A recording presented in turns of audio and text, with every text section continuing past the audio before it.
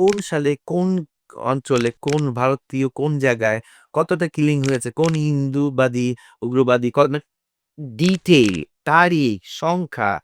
আমি তো বলব আমি আবার এই জীবনে সেরকম মানুষ বাংলাদেশে আমি জানিই না। এই যে এতগুলো ইন্টেলিজেন্সি সেটা যত ধরনের ইন্টেলিজেন্সি গুলো আছে, তাদের কাছে কি ইনফরমেশন না এটা আমাকে আপনি বিশ্বাস করতে বলেন? এই সময় এসে আমি ঢালাওভাবে বলাটা অনেকের পছন্দ হবে না।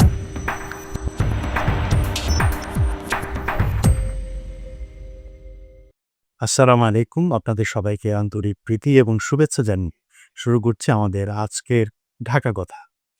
ঢাকা কথায় আমরা কথা বলি সমাজ নিয়ে, রাষ্ট্র নিয়ে, রাজনীতি নিয়ে, সাহিত্য সংস্কৃতি নিয়ে।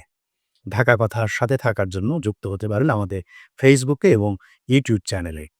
আজকে আমাদের সাথে একজন অত্যন্ত বিশেষ অতিথি আছেন, যেই অতিথির সাথে আমাদের সমসাময়িক সময়ে সবচেয়ে বড় বিপ্লবী শহীদ, শহীদ ওসমান বিন হাদির সহযোগী এবং তার সাথে ছায়ানটেই ছিলেন একজন অ্যাক্টিভিস্ট, অভিনেতা জনাব আসাদুজ্জামান আসাদ।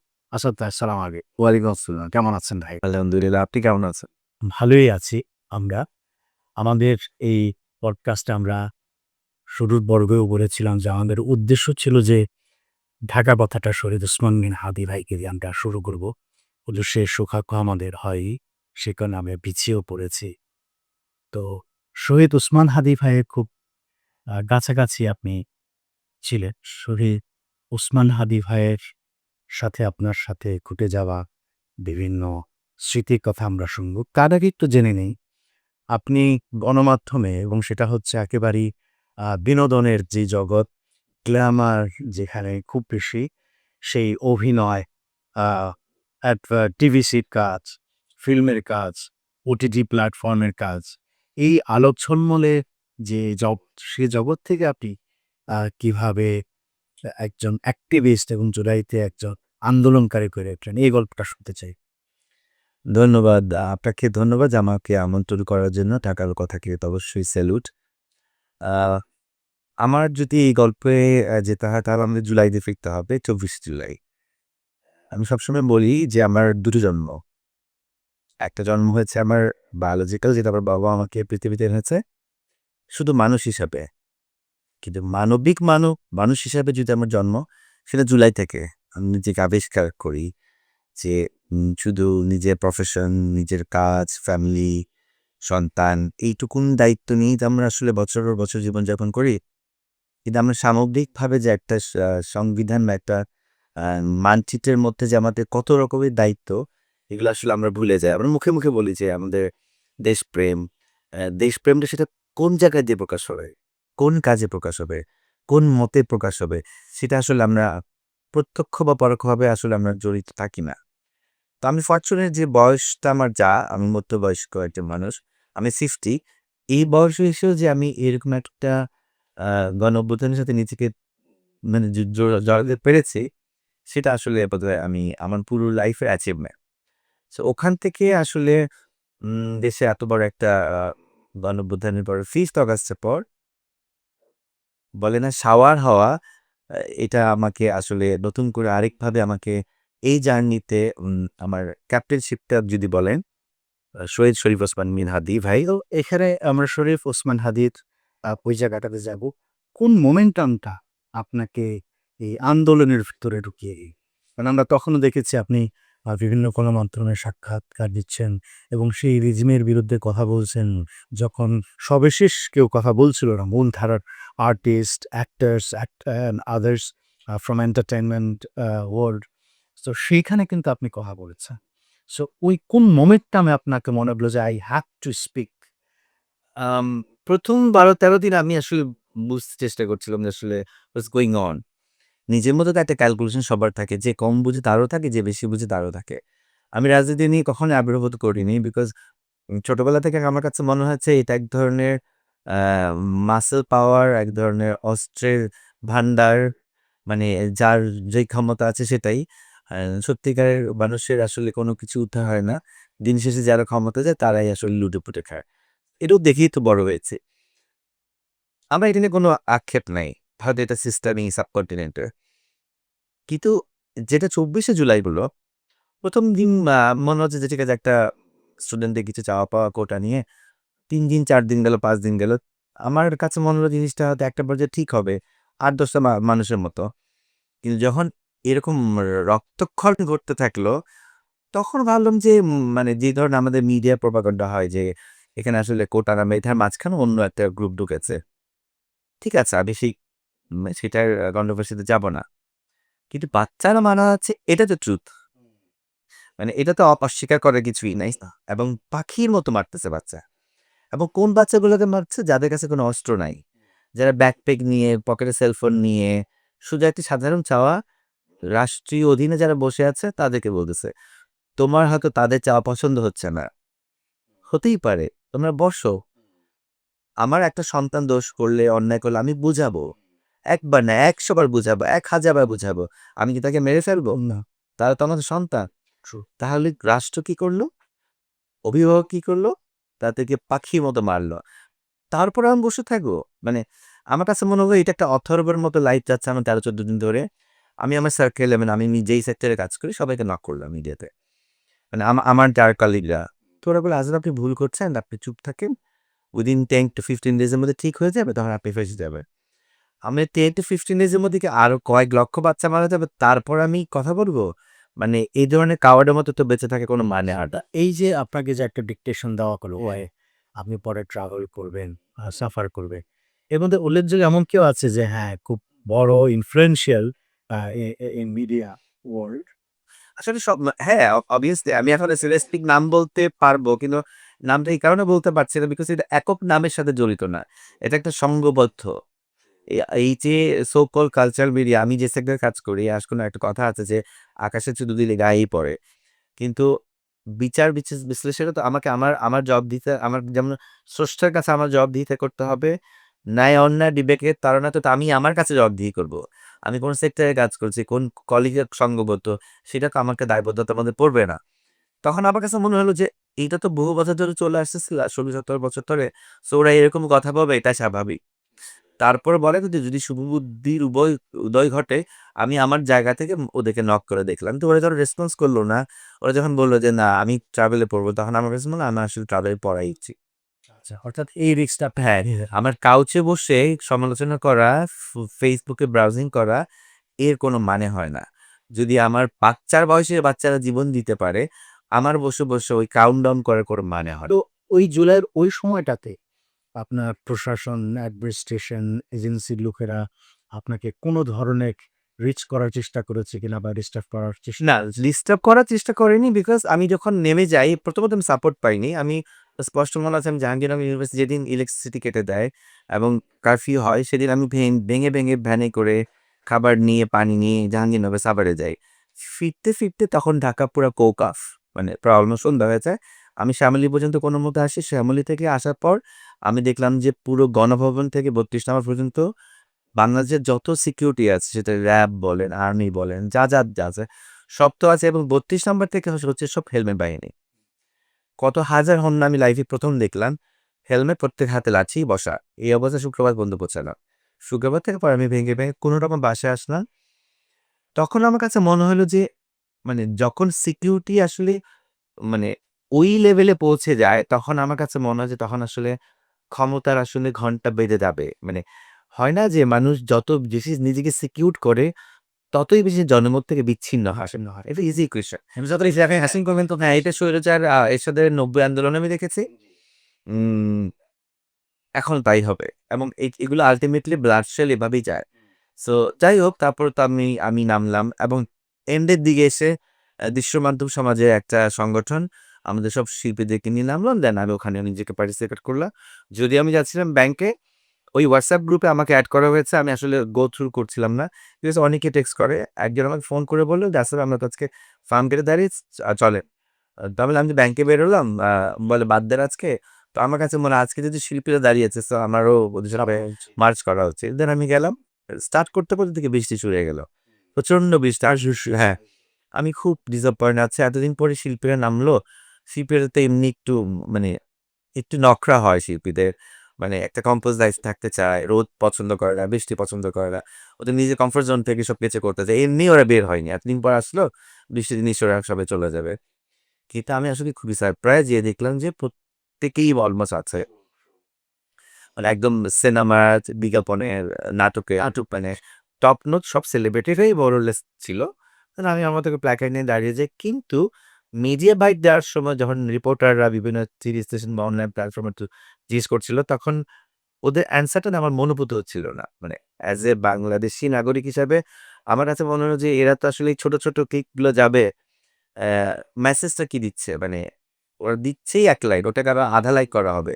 তা আল্টিমেটলি আমার এখানে দাঁড়িয়ে কথা বলার বা ফেস দেখানোর কোনো রিজন নাই। দে আর নোন, বাংলাদেশের সবাই ওদেরকে চেনে। তো ওরা যে পারপাসে আসে সেটা যদি প্রপারলি না বলে, ট্রুথ কথাটা না বলে, আমি আসলে আমার কাছে মনে হয় আমার টাইট দেওয়া বেস্ট। মানে আপনার মানে আমি আরো পিসড অফ হলাম যে আসলে আমার ব্যাংকে যাওয়া উচিত ছিল। আমি তো অনেকে আমার কাছে আসতেছিল, কিছু বলবে, আমি বললাম আমি কিছুই বলব না। দেন আমাদের মুভমেন্টটা স্টপ করে দিল যে শেষ আজকের মতো। আমরা এখন একটু যে যার মতো করে নিকেতনে যাব।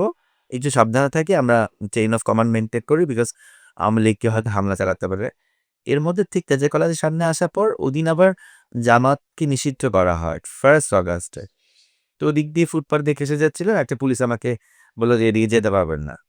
আমি বলি, কেন যেতে পারবো না? বলে যেতে পারবেন না বা যেতে পারবেন। আমি বলি, দিস ইজ মাই রাইটস, এটা আমার সিটি, আমি ট্যাক্স দিই, আমার ফুটপাথ, আমি হাঁটবো না, আপনি কে বলার? তো ওইখানে আমি ফার্স্ট ট্রিগার হই, আমাকে মেজাজ গরম করে যে মানে এটা তো হইতে পারে না, আমি আমার মতো করে হাঁটতে কেন পারবো? মানে যেহেতু সবকিছু কন্ট্রোল করা, ওদিকে পার্লামেন্টের ওদিকে যাওয়া যাবে না, ঠিক আছে, সিকিউরিটি দায়িত্ব করবে।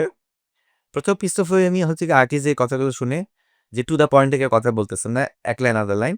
তারপরে পুলিশ ডিপার্টমেন্ট থেকে যখন পুলিশ আমাকে ব্লক করলো, দেন আমি আউটবাস্ট করলাম। ওই তখনই আসলে আমার কাছে মনে হলো যে কোন একটা ট্রিগার করে না, ম্যাথস লাইটের একটা কারচিপ, ওই ঘষাটা মনে হয় শুরু হলো। দেন আমার কাছে মনে হলো এই ১৪-১৫ দিন যে আমি ট্রমাটাইজের মধ্যে যাচ্ছিলাম, যা দেখছিলাম, যা ঘটছে, এগুলো আমাকে সব বলতে হবে। আমি 3 মিনিটস, আমি ভুলে গেছি ডিউরেশনটা, আমি মধ্যে সবকিছু পুরো সামারিটা আমি শেষ করি।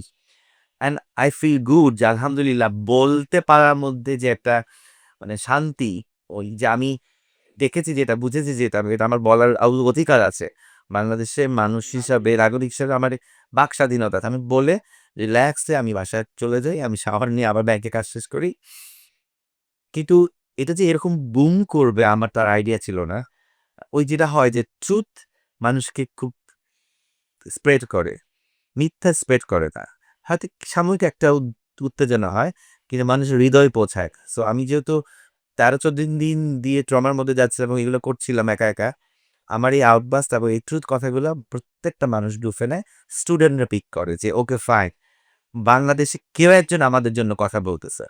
মানে পারদের মতো এটা স্প্রেড করে। অ্যান্ড তখন আমার কাছে মনে হলো যে লাইফের সবচেয়ে বড় অ্যাচিভমেন্ট হচ্ছে গিয়ে আমার বাচ্চাদের জন্য কথা বলা।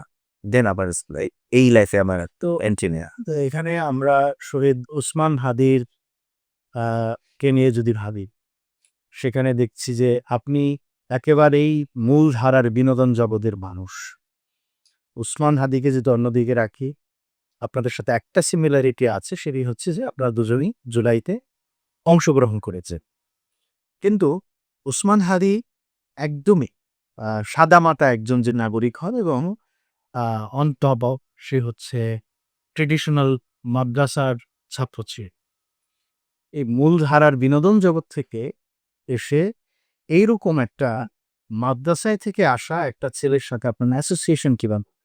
হাদি ভাইকে নিয়ে কোনোদিন কথা বলতে হবে, আমি এটা আমার ব্রেনে এখনো পৌঁছায় নাই। মানে আমি জানি না আমার ব্রেনে কবে এটা পৌঁছাবে যে হাদি ভাই নাই। হয় না যে একটা লম্বা ট্রমার মধ্যে বোধহয় আমি আছি। আমি সব করছি। কথা বলছি, কাজ করছি, খাচ্ছি, ঘুমাচ্ছি, সংসার করছি, সবই করছি। কিন্তু ঘটনাটা আমার ব্রেন অব্দি এখনো পৌঁছায় নাই। আম পৌঁছালেই বোধহয় আমি কলাপস করব। আমি চাই এভাবেই থাকুক। 5th অগাস্টের পর কোনো একদিন সম্ভবত 10th অগাস্ট আমি শহীদ মিনারে যাই। আমি আমার ফ্যামিলি, আমার বোনকে নিয়ে শহীদ মিনার ঘুরে টিএসসি ক্রস করছিলাম। তো ওখানে মল চত্বরে একটা মানে প্রোগ্রাম করছিল হাদি ভাই নিজের তত্ত্বাবধানে। জুলাই যোদ্ধাদের, শহীদদের প্যারেন্টসরা ছিল ওখানে। তো আমি যে বসার পর বুঝতে পারলাম যে ওখানে আসলে যোদ্ধাদের প্যারেসদেরকে সম্মাননা দিচ্ছে, ওনাদের স্পিচ নিচ্ছে। তো আমি চেয়ারে টেনে বসি। একটা পর্যায়ে দেখলাম যে একজন কথা বলতেছে, উনি হচ্ছেন গিয়ে শহীদ আনাজের বাবা। তো হঠাৎ করে আমাকে একজন বলতেছিল যে, "আসফ ভাই।" তাকে দেখলাম হাদি ভাই, মানে শরীফ ওসমান হাদি ভাই। তো আমি তো ওনাকে প্রোটেস্টের সব ক্লিপিংগুলো থেকে চিনি। কিন্তু ফ্রন্ট কোনোদিন দেখা হয় নাই। মানে মানে গণঅভ্যুত্থান পরপর ওনাকে পেলাম। তো আমি ভাবলাম অন্য কাউকে ডাকছে মেবি। আমাকে ডাকবে এটা তো আমার মাথাতেই নেই। বলল, "আমি আপনাকে ডাকছি আসাদ ভাই। একটু বসেন।" তো বসছি, তারপর আমরা ডেকে নিল সাইডে। আনাজের আব্বুর কথা বলার পর আপনি একটু স্পিচ দিতে হবে। তো পারিবারিক কারণে আমি আর ওদিন থাকতে পারি না। আমি বাসায় চলে আসি। চলে আসার পরেও খুব রিগ্রেট হচ্ছিল যে মানুষটাকে এত পছন্দ করে আজকে পেয়ে গেলাম লাকিয়ে, কিন্তু ওনার ফার্স্ট রিকোয়েস্টটা রাখতে পারি নাই। তো আমাকে প্রচণ্ড ভোগাচ্ছিল ওই রাতে। তো পরে যাই হোক আমি টেক্সট পাঠাই, কল করি। উনি আমাকে কল দেয়। বলে, "অসুবিধা না আসলে ব্যাপার না। ফ্যামিলি ইস্যুস তো আমাদের দেখা হবে, ভেরি সুন দেখা হবে।" ১ বা ২ দিন পর উনি আমাকে আবার টেক্সট করে যে, "আজকে আমাদের ইয়ে আছে, একটা প্রেস ব্রিফিং আছে। প্লিজ একটু আসেন মধুর ক্যান্টিনে আমাদের।" তো আমি তো যেহেতু মিস করলাম ১ম দিন, 2nd দিন আমি মোটামুটি তাড়াতাড়ি করে যেতে দেখি প্রায় অলমোস্ট শুরু হয়ে গেছে প্রেস ব্রিফিংটা। তো উনি তো শুরু করল। আমাকে ইশারা দিয়ে বলল, "বসে যান।" বসলাম। ১৫০ রিপোর্টারের ক্যামেরা, মেইন স্ট্রিম, অনলাইন। আমি প্রায় 40 মিনিটসের মতো উনার সব কথাগুলো শুনলাম। উনি আমার রাইটে, আমি উনার লেফটে। এভাবে আমি গালে হাত দিয়ে শুনলাম। এর মধ্যে না ফিক্সড হয়ে গেল। ওই যে আমি মানুষটার প্রেমে পড়লাম, সেটা যদি বলেন সততার প্রেম, বলিষ্ঠ কণ্ঠের প্রেম, মেধার প্রেম, এত কিছু জানার প্রেম, জেনে গুছিয়ে বলার প্রেম। কোনো একটা ওয়ার্ড, একটা সেন্টেন্স উনি বক্তব্যে কখনো রিপিট করে না। এটা আমার কাছে আরো ম্যাজিক মনে হইল যে আমি যখন অনেকগুলো বিষয় নিয়ে কথা বলবে, আমাদের সাধারণত আমরা যেটা করি যে একই কথা ৩-৪ বার রিপিট করি। মানে একটু ঘুরে, ঘুরে রিপিট হয়ে যায় কথাটা। কিন্তু উনি যখন বলে কোনো একটা ওয়ার্ড সেকেন্ড টাইম উনি রিপিট করে না। কোনো একটা লাইন সেকেন্ড টাইম রিপিট করে না। আমি মানুষ এই লেভেলের মেধা কিভাবে হয়? এই ধরনের মানে এনসাইক্লোপিডিয়া জীবন্ত একটা কোন সালে, কোন অঞ্চলে, কোন ভারতীয় কোন জায়গায় কতটা কিলিং হয়েছে, কোন হিন্দুবাদী, উগ্রবাদী মানে ডিটেইল, তারিখ, সংখ্যা। আমি এটা বললাম আমি আবার এই জীবতে সেরকম মানুষ বাংলাদেশে আমি জানিই না। ২-৩ টা কেটে গিয়ে তখনও বুঝতে পারি না জুলাইর বাট এই যে সামনে থেকে দেখা, মানে আমরা তো জাজ করি কাপড় দিয়ে, গ্ল্যামার দিয়ে, মানে স্যাটায়ার দিয়ে অ্যাটায়ার দিয়ে। এটা হোল কান্ট্রি মানুষ দেখে মাইন্ডসেট। আর মিডিয়া তো এটা বলার অপেক্ষাই রাখে না। সেরকম একটা জায়গায় যে আমার মনে হলো আমি একদম 0, লিটারালি আমি নাথিং। আমি জাস্ট একটা বালুকণা ওনার সামনে। মানে ওসমান হাদির সামনে। মানে ইয়েস, মানে আমার কাছে মনে হলো যে শুধু আমি তো কখনোই কিছু না। ইভেন এখনো পর্যন্ত না। পুরো রাষ্ট্রের কাছে মনে হলো যে এই বাচ্চাটার কাছে, এই মানুষটার কাছে তখন আমি ধরে নিলাম যে রাষ্ট্র চালনায় যারা বসে আছে তাদের তুলনায় বয়সে সে বাচ্চা। কিন্তু মেধায় যে সে কত বড়, মানে মেধায়, জ্ঞানে, সততায় আমি একটা আইডলের ইনভাইটেশনেতে এখানে আসছি। আমাকে আসতে বলল যে এই মানুষটার মধ্যে আমাকে ডুবে যেতে হবে। Then I started my journey with him. আমি বলেন না একটা মানে ঘোরের মধ্যে ঢুকে গেলাম। আমি প্রত্যেকদিন ওনার সাথে দেখা করছি। মিটিংয়ে, স্লোগানে, শাহবাগে যত ধরনের ফিস্ট অগাস্ট আবার যত ধরনের প্রোটেস্ট যা ইস্যুস প্রত্যেকটা আমি অ্যাটেন্ড করার চেষ্টা করেছি। মেবি ১ টা ২ টা মিস হয়েছে। কিন্তু আমার কাছে মনে হয় আমি যতদিন যাই নতুন একটা মানুষকে আবিষ্কার করি। মানে একটা মানুষের মানে এখন পুরো জাতি জানে অনেক মেধাবী, অনেক বলিষ্ঠ কণ্ঠস্বর। এগুলো তো হচ্ছে কি আমার কাছে মনে হয় যে এগুলো খুবই কমন বিশেষণ। মানে যেগুলো সবাই জানে। আমি এর মধ্যে দিয়ে অনেক ফাইন জিনিস আবিষ্কার করেছি যে উনি ২ টা সত্তা, উনি ২ টা ক্যারেক্টার। একটা হচ্ছে উনি সার্বভৌমত্বের প্রশ্নে, সততার প্রশ্নে, বাংলাদেশের সংবিধানের প্রশ্নে, ভারতীয় আধিপত্য বিস্তারের বিরুদ্ধে এরকম ভোকাল বাংলাদেশে আর কখনো আসেওনি, আসবেও না। 2nd হচ্ছে গিয়ে যেটা উনি আরেকটা সত্তা, উনি হচ্ছে গিয়ে একদম একটা মাটির তলা। মানে ধরেন ওই ক্যারেক্টারের সাথে এই ক্যারেক্টার কোনো মিল নাই। মানে ধরেন একজন তার পাশাপাশি একজন বিপ্লবী এবং হ্যাঁ, হ্যাঁ, বিনয়ীর বিনয়ী শব্দটা তো ছোট্ট, মানে ৩ টা বর্ণমালা যদি ধরি। উম কিন্তু এরপরে আর কোনো বিনয়ী হইতে পারে এটা মনে হয় আমি আমার জীবদ্দশায় আর 2nd উদাহরণ আমি এই ৫০ বছর পাইনি। মানে উনি এর থেকে কত সহজ জীবনযাপন করা যায় আমি এটা চোখের দিকে দেখেছি। মানে সাধারণ পাঞ্জাবি পরা, ওই একটা স্যান্ডেল পরে ১৭ মাস রাস্তার পর রাস্তায় ঘোরা, মাটিতে বসে খাওয়া এবং সর্বোপরি বাংলাদেশের একদম রুট লেভেলের কালচারটাকে ক্যারি করা। এই যে আমরা যে আমরা যারা সংস্কৃতি মনা বলে ফেনা তুলে ফেলি, টক শোতে বিভিন্ন জায়গায় আতলামি করি যে আমরাই দেশপ্রেম, সংস্কৃতি মনাটাকে আমরাই উদ্ধার করছি। দিন শেষে আমরাই ঠিকই ভারতীয় শাড়ি পরছি। আমরা দিন শেষে ওদেরই ভাষাকে মানে অ্যাডাপ্ট করে ফিক্স করে কথা বলছি। সবকিছু নিয়ে টাচ করে গেছে। এই যে সোকাল কিছু শিল্পী এখান থেকে ওখানে কাজ করার পর ওখানে বলতে আমি ভারতের কথা বলছি। এসে তার নিজের ভাষা চেঞ্জ করে কথা বলে। আমায় তোমায় গিয়েছিলুম। এই যে কথাগুলো বলা, এই যে নিজের আম ভাষাকে অশ্রদ্ধা করা। তোমার নিজের ভাষা তো আছে। এমন তো না তোমার যে বাংলা ভাষা নাই। এবং তুমি এত বছর ধরে লালন পালন করার পর তোমার বাবা-মা তোমার স্কুল প্রতিষ্ঠানে শিক্ষা দেওয়ার পর তুমি ১ টা সিনেমা ২ টা সিনেমা করতে যেয়ে তুমি তোমার ভাষাটাকেই ভুল করে তাদের ভাষায় প্রভাবিত হয়ে কথা বলছো। কতটা কাওয়ার্ড জেনারেশন মানে সরি, কতটা কাওয়ার্ড পার্সোনালিটি হলে এটা করতে পারে এবং তাদেরকে কোট করে চোখে আঙুল দিয়ে বলে গিয়েছে। আচ্ছা, এখানে আমি একটা জিনিস একটু জানতে চাই। আপনি বলছিলেন যে শহীদ ওসমান হাদির কিছু ছোট, ছোট ভিডিও ক্লিপ আপনি দেখেছেন। এই ভিডিও ক্লিপগুলি কি হচ্ছে আপনার ৫ই অগাস্টের পরে নাকি আগেরও আগের? হ্যাঁ। তাহলে এই যে অতি সম্প্রতি একজন মূলধারার রাজনীতি করেন, ছাত্র রাজনীতি, ছাত্রদলের একজন নেতা বললেন যে ৫ই আগস্টের আগে শহীদ ওসমান হাদি কোনো ফুটেজ কেউ দেখাতে পারবে না। এই কথাটা কি আপনি শুনেছেন? শুনেছি। আপনার কি মনে হয়েছে তখন? আ করুণা হয়।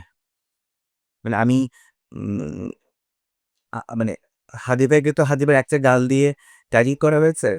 উম আমি একটা কথা বলি, এখন এখানে যদি একটা এস্ট্রে থাকতো মানে সিগারেটে ছাইদানি ফেলার জন্য, আমি তো ওখানে সিগারেট খেলে ছাইদানিটাই ফেলতাম।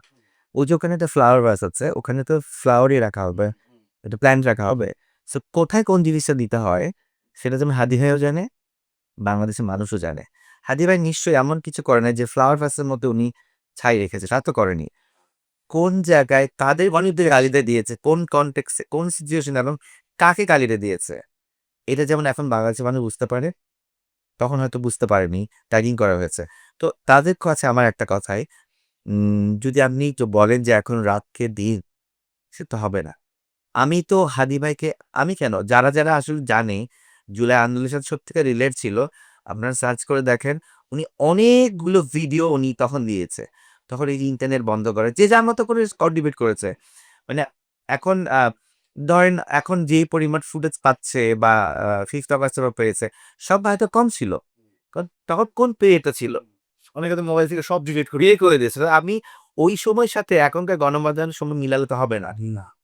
এখন আমার যেমন 5th অগাস্টের পরে এখন কম করলে ২-৪০০ ইত্যাদি পাবেন।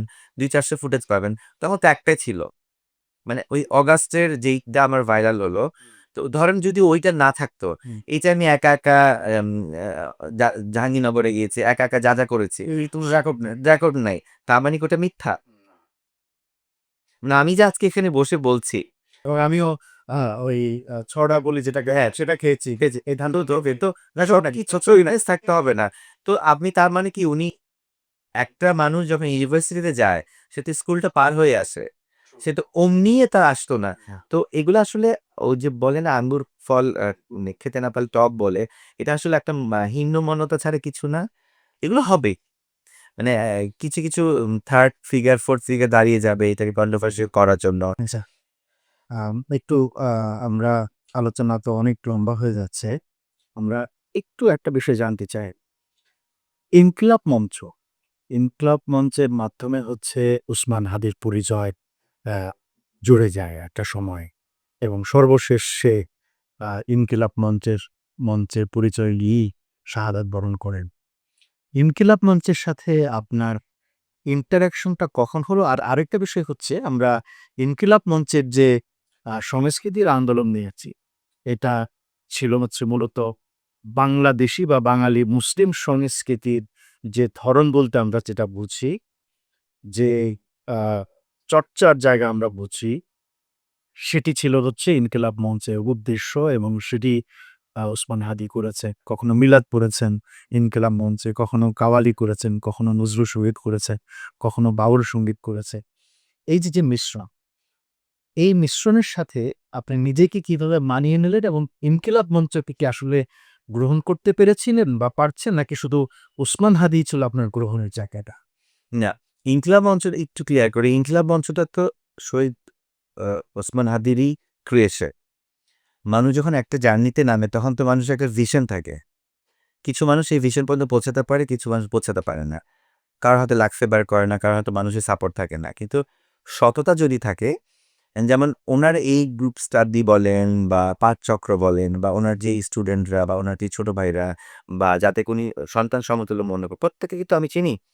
তো তার এই ক্লাব মঞ্চ ক্রিয়েট হওয়ার আগে থেকে উনি এই জার্নিটার মধ্যে দিয়ে যাচ্ছিলেন যে উনি এরকমভাবে ভিশনটা দেখে বাংলাদেশকে নিয়ে, যেখানে সত্যিকারের মুসলিমদের মানে সম্মানের সহিত মুসলিম চর্চাটা হবে, এখানে কট্টরপন্থী কোনো চিন্তাভাবনা থাকবে না এবং সত্যিকারের প্রপার বাংলাদেশি কালচারটাকে রিপ্রেজেন্ট করা। এই যে বৈশাখে যেই জিনিসগুলো আমাদেরকে ঢুকানো হয়েছে, কনজিউমার ডে কনসেপ্টগুলো ঢুকানো হয়েছে যে ইলিশ পান্তা, এগুলো জাস্ট একটা বিজনেস স্ট্র্যাটেজি। এই কনসেপ্টগুলোকে উনি একদম ট্রুথলি ধরে ধরে, যেমন দেখেন বাংলাদেশের মানুষ তো খেটে খাওয়া মানুষ। এখন ধরেন অর্থনৈতিক মুক্তির জন্য বা ব্যবসায়িকভাবে আমরা অনেক এক্সপ্যান্ড করেছে, আমাদের অনেক কিছু চেঞ্জ হয়েছে, কিন্তু রুট তো একটা জিনিস আছে যেটাকে আপনি চাইলেও আপনি অস্বীকার করতে পারবেন। হ্যাঁ, এখন আমি আপনার সাথে টক শোতে বসে চাইলেও এখানে লুঙ্গি পরিবেশন করবো না, মানে কিন্তু আপনি যদি আমাকে প্রশ্ন করেন যে আমাদের দেশের লুঙ্গি কেউ পরে না, এটা কি আমি বলতে পারবো যে পরে না? তো এই মিথ্যাচারের তো কোনো মানে নাই। এবং আপনি যদি আমাকে বলেন যে না এখানে এই ড্রেসটাই পড়তে হবে, লেহেঙ্গাটা করে একটা ফিমেল আর্টিস্ট, মানে এগুলা চাপানো হয়েছে ৫৪ বছর ধরে। উনি এটার বিরুদ্ধেই কাজ করতে চেয়েছে। কিন্তু সেটা অনেকে ট্যাগিং করেছে যে উনি কিন্তু উনার একটা বক্তব্যে বলেছে যে, "আমার আন্দোলনে, আমার জনসভায় একজন টি-শার্ট পরা মেয়েও দাঁড়াতে পারবে, একজন বোরকা পরা মেয়েও দাঁড়াতে পারবে। বিকজ ২ টাই ইকুয়াল। বিকজ আমার কোনো রাইটস নাই যে ওই টি-শার্ট পরা মেয়েটা যে আল্লাহকে মানতেছে না, আমি কে জাজ করার? ও হয়তো এটাতে স্বাচ্ছন্দ্য বোধ করে। ওর হয়তো বড় হওয়াটা আপব্রিঙিং টা এভাবে। তার মানে এই না যে ও খারাপ, ও ভালো।" একটু মানে এইটা আমি জাজ করার কেউ না। উনি কতটা লিবারেল একজন মানুষ হতে পারে যে ইউজুয়ালি আমরা কি করি যে, যে মাদ্রাসা ব্যাকগ্রাউন্ডের বা যারা ধর্মীয় চর্চা বেশি করে তারা আসলে এইগুলো একসেপ্ট করে না। কিন্তু উনি কিন্তু এর থেকে অনেক উঁচু মানের একজন মানে মানে মুসলিম বিশ্বাসী একটা মানুষ। যে উনি জানেন যে সত্য কোনটা মিথ্যা কোনটা। কিন্তু তারপরে উনাকে কিভাবে টাঙিয়ে দেওয়া হয়েছে? দেখেন উনি ইজামিল করেছে কিন্তু মাদ্রাসায়। তারপর উনি ঢাকা ইউনিভার্সিটিতে এসেছে। উনাকে কিন্তু প্রচুর বুলিং করা হয়েছে। এবং এটা এক ধরনের মাইন্ডসেট। তো এখান থেকে ইভেন টিচাররা পর্যন্ত করেছে। Not only student. Dhaka university teacher পর্যন্ত অনেক বুলিং করেছে বলেছে।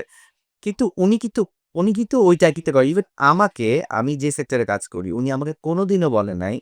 উনি মিছিলের মধ্যে আজান দিয়েছে, মিছিল শেষ করে দৌড় দিয়ে নামাজে গেছে। নামাজ শেষ করে আবার মিছিলে ঢুকে গেছে। এটা উনি জানে এটা আমার জব দিয়ে আমার সাথে আল্লাহ। উনি কখনো আমাকে জোর করে বলে নাই। ইউজুয়ালি আমরা যারা ধর্মের প্রতি আমরা খুব বেশি ঝুঁকে যাই, তাদের এক ধরনের ফোর্স করার টেন্ডেন্সি থাকে।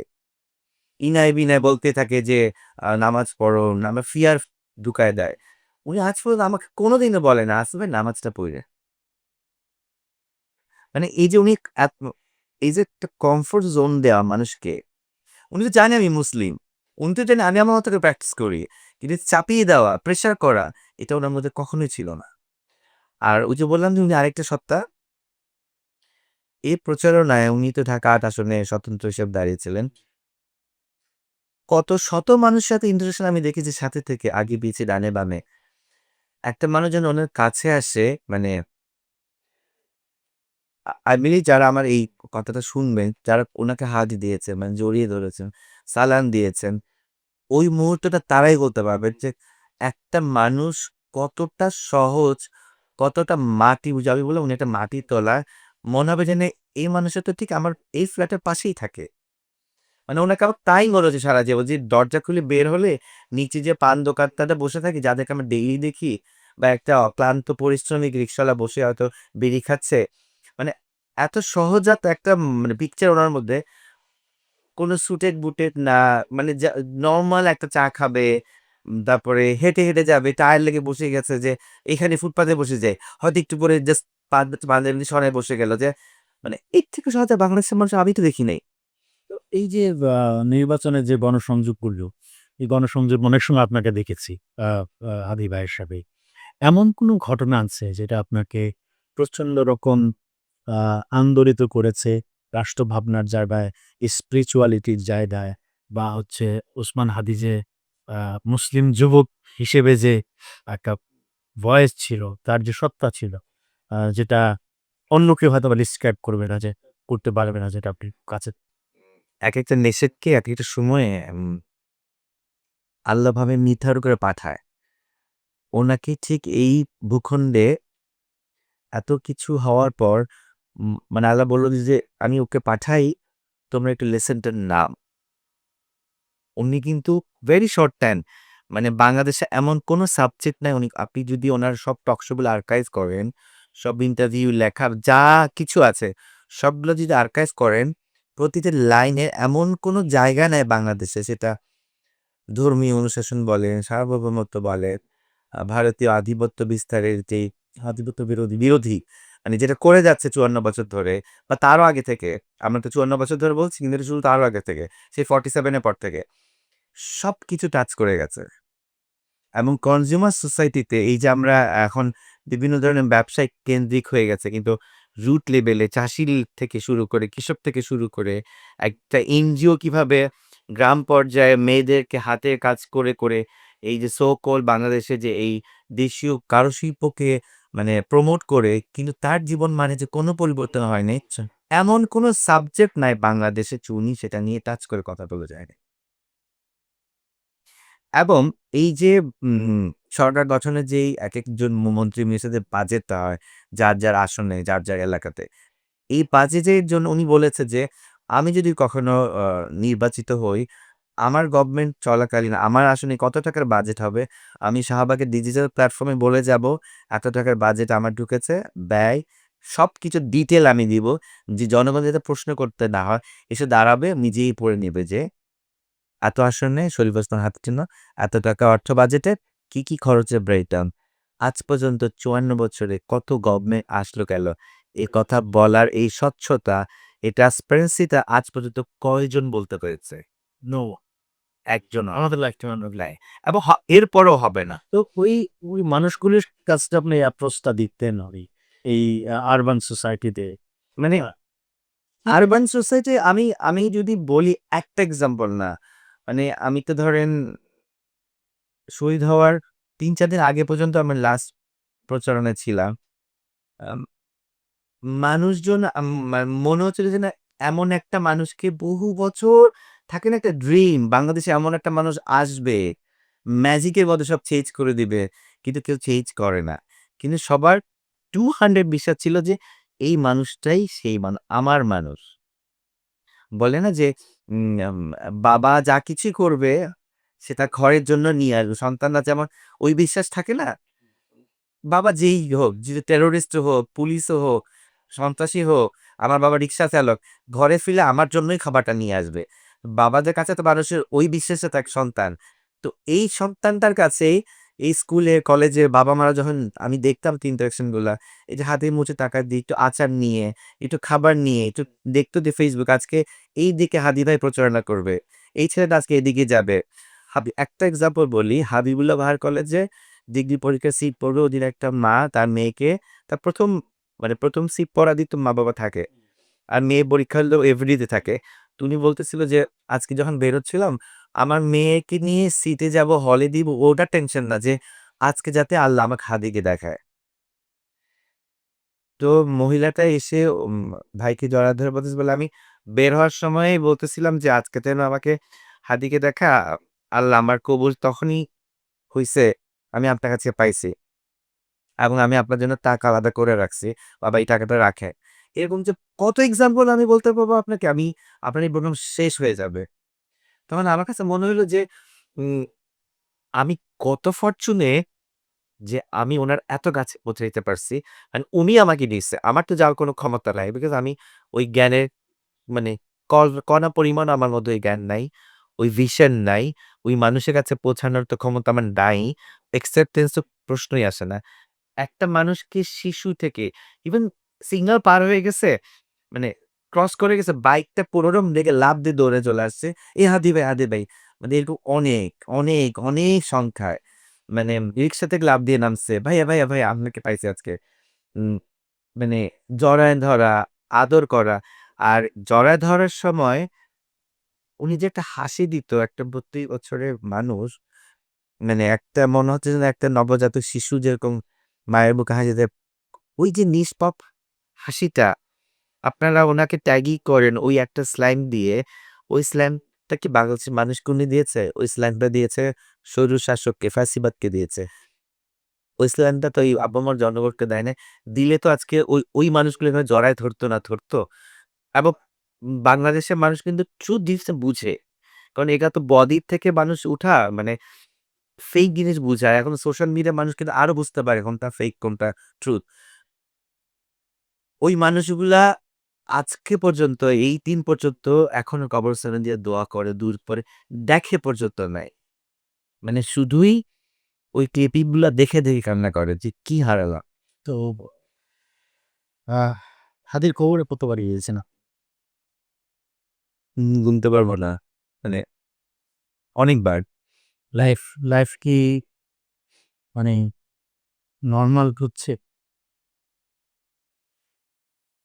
না, কবরে গিয়েছি বলতে শুরু থেকেই তো একদম হসপিটালে, ডিএমসি থেকে এভার কেয়ারে, এভার কেয়ার থেকে সিঙ্গাপুর গেল, সিঙ্গাপুর থেকে ভাইকে আমরা রিসিভ করলাম, রিসিভ করে জানাজাতে দক্ষিণ চত্বরের স্বামী ভবনের ওখান থেকে একদম মাটি কবর একদম রাখা পর্যন্ত, শেষ পর্যন্ত তো ছিলাম।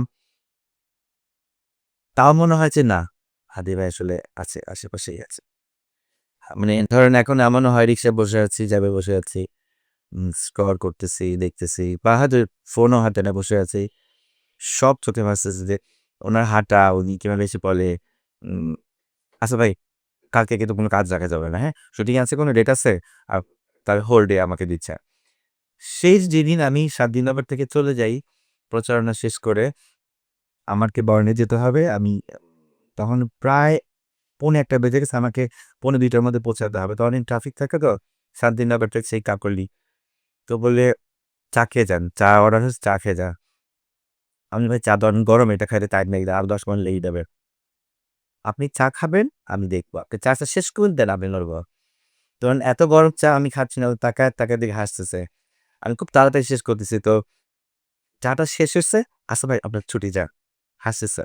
বলে, "আপনার অস্থির লাগতেছে, টেনশন হইতেছে, আমার বাচ্চার স্কুল ছুটি হয়ে যাবে, আমি তো আনতে যাবো।" তো আমি একটু পরে চলে গেলাম। চলে যাওয়ার পর আবার একটু কেন জানি ঘাড় ঘুরে তাকালো। ওদিন সাদা পাঞ্জাবি ছিল। ওদিন ভিকারুননিসা স্কুল থেকে আমাদের সিদ্ধেশ্বর ওই বেল্টে প্রচারণা ছিল। তখন ভূমিকম্প হচ্ছিল। মানে কয়েকটা ভূমিকম্প হইল এবং স্কুল কলেজ বন্ধ ছিল। তো ওইদিন আমি একটু আগে পৌঁছা যাই। তো ফোন দিলাম, "ভাই কই?" বলে, "আর ৫ মিনিট লাগবে আসতে ভাই।"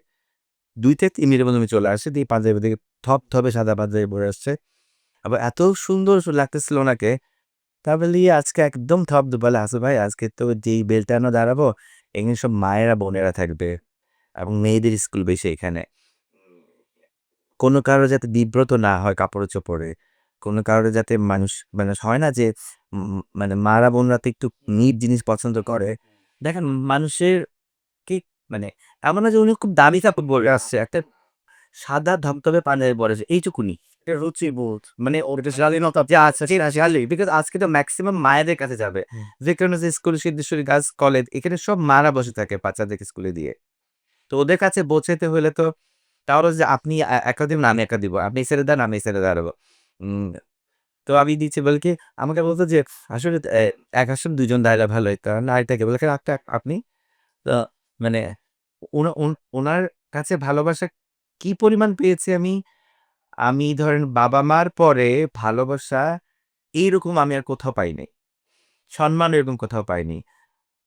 আমিও তেমনি আমার বাবা-মার করে এই জীবদ্দশা আমি এরকম সম্মান আমি কাউকে কোনদিন করতে পারব না। বিকজ ওই রেঞ্জেই কোনো মানুষ আমার চোখে পড়ে নাই। আসলে ওসমান হাদির যে সাংস্কৃতিক দৃষ্টিভঙ্গি, যে সাংস্কৃতিক বয়ান, তার যে রাজনৈতিক ভাবনা, এই আপনার দীর্ঘ জীবনে আজ কাউকে কি পেয়েছেন? না। সত্যিকারের যে বাংলাদেশের আর্ট কালচারকে রিপ্রেজেন্ট করা, সেই সাথে মুসলিম বাংলাদেশে এই বেল্টে আমাদের এক ধরনের এটা চাপিয়ে দেওয়া হয়েছে যে আমাদের এখানে আ এখানে ইসলামের কথা বলা, ইসলামের কথা বলা যাবে না। তারপর সিনেমা আসে, মানে একটা নাটক সিনেমা আমি জানি আপনারা কবে দেখেছেন কেউ কাউকে সালাম দিতে? মানে কোন এরকম নাটক হচ্ছে টিভি চ্যানেলে এখনো পর্যন্ত কিন্তু প্রোগ্রাম শুরু হওয়ার সময় সালাম দেওয়া হয়। হ্যাঁ, বিটারি বিন্যাস আচ্ছা। তো কিন্তু এটা কেন? মানে আমি কি সালাম পাই না প্রতিদিন? হ্যাঁ, আপনার সন্তান সালাম দেয়। আমি কি সালাম দেই না? তাহলে কোথায় তোমার এত ভয়? মানে আমার কাছে একটা জিনিস মনে হয় যে, যেই ছেলেটা প্রোগ্রাম প্রেজেন্টার সে কিন্তু তার মা-বাবাকে, কাজিনকে, আশেপাশের সিনিয়রদেরকে সে সালাম দিচ্ছে। কিন্তু সে অনুষ্ঠান শুরু করতে পারছে না সালাম দিয়ে। এটা কেন?